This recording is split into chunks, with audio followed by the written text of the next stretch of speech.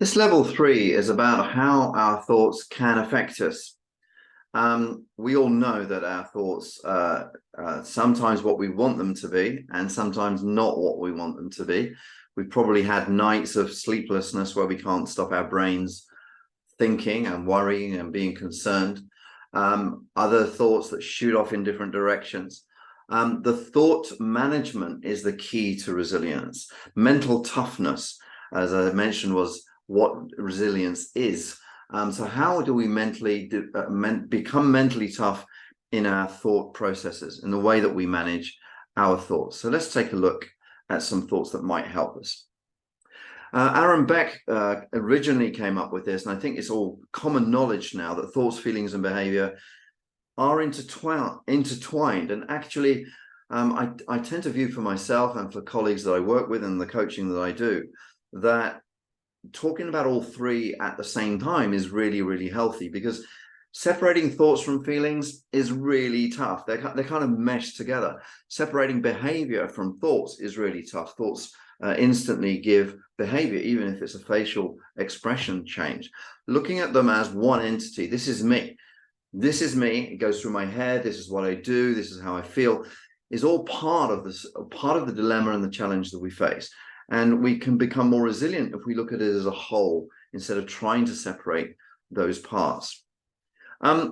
Thoughts are really, really interesting. You'll see some methods of thinking that aren't very helpful, but you probably have seen people doing this or have done this yourself in your thinking process. And as you scan through, you can see, look, yeah, sometimes we do this. Look at fortune telling, predicting that things that will go wrong. I had a friend who I love dearly who said to me often, I said, "How are you today?" And his answer was always, "Facing the abyss."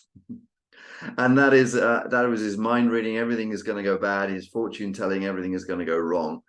Magnification, catastrophizing, is a very, very common way of turning a small problem into a potentially big one. Disqualifying the positive over generalizing. You can see some of the things there as thought processes that are not helpful. And the question is, of course, what do we do? How do we begin to manage those thoughts?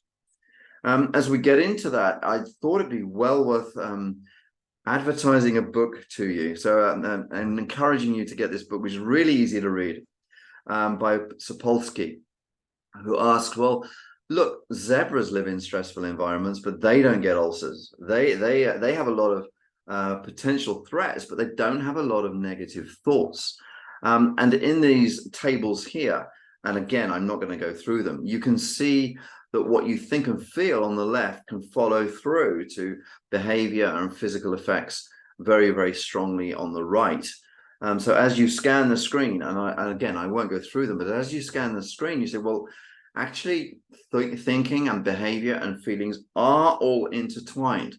And there are negative thought processes that happen with me or with people that I know, people that are close to me, that can spawn off behavior and feelings and physical effects.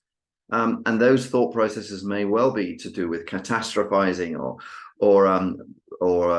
mind reading the future and other techniques that we had a quick look at.